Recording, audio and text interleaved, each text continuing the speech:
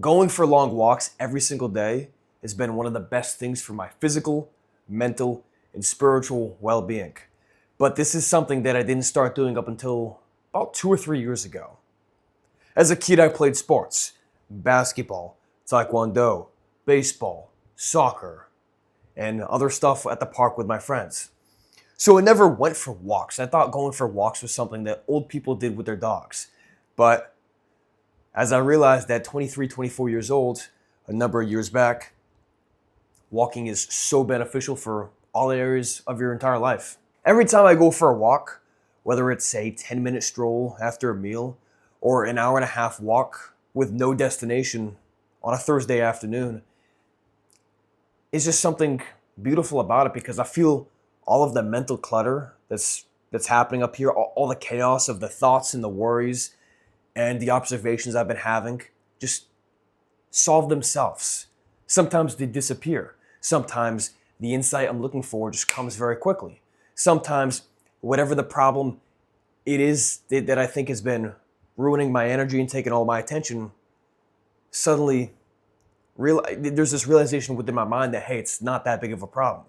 This is a very simple solution, but it only comes to me from going on walks. And of all the people I've talked to about this, whether that's friends, family, old colleagues, or clients, they agree. They agree that their anxieties, their curiosities, the problems they're facing, these things kind of just fizzle out. They solve themselves. And it's as if it doesn't require any conscious thought and just happens automatically. Now, for the longest time, I really had no idea why this was. But neuroscience backs this up. You see, there's a system within your brain called the default mode network. This is a network within the brain that activates when you're not consciously and logically thinking about things. It activates when you're doing nothing, or when you're doing some sort of low demand physical activity, or when you're just not consciously trying to process anything that's happening up here. You're just letting your mind do whatever it does. And the default mode network is responsible for processing through those curiosities and anxieties and problems that you may be facing. It essentially clears up the mental clutter within your brain.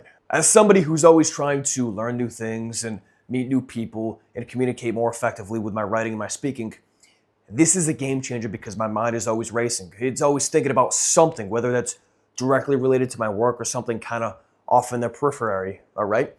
Knowing that I can do something every single day, go for a long walk, and my subconscious mind, through the default mode network, will process through all this information. That's a game changer. That makes my life so much easier and so much more enjoyable because I'm not always stressed and worried about these things at the logical level. I've noticed myself processing through more ideas, working out problems, and outlining my next steps with specific creative endeavors I'm working on much quicker, much easier. It's as if these things are happening seamlessly. And it's not because I'm special or smarter than anybody else. It's simply because I'm using neuroscience to my advantage. And you can do the exact same.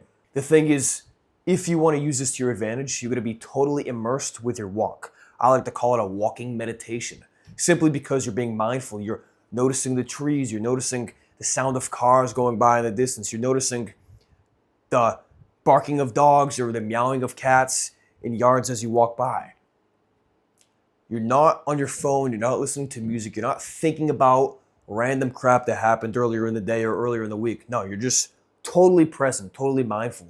Only then will you get that activation within the default mode network, all right? Only then will your subconscious mind be able to process through all that stuff that you ordinarily wouldn't be able to process through. So carve out some time every day, or at least multiple times a week, all right? Figure out what issues you're trying to work through, what insights you want to come to, and problems you want to solve. Do this before your walk. You can write it out in a journal like, okay, on my walk I plan to do this, do this, do this.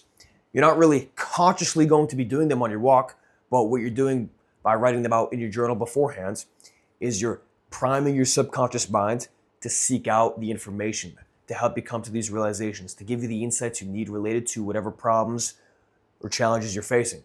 And from my experience, the quieter the walk, the better. But if you live in a big city and there's really no quiet places to go, that's all right.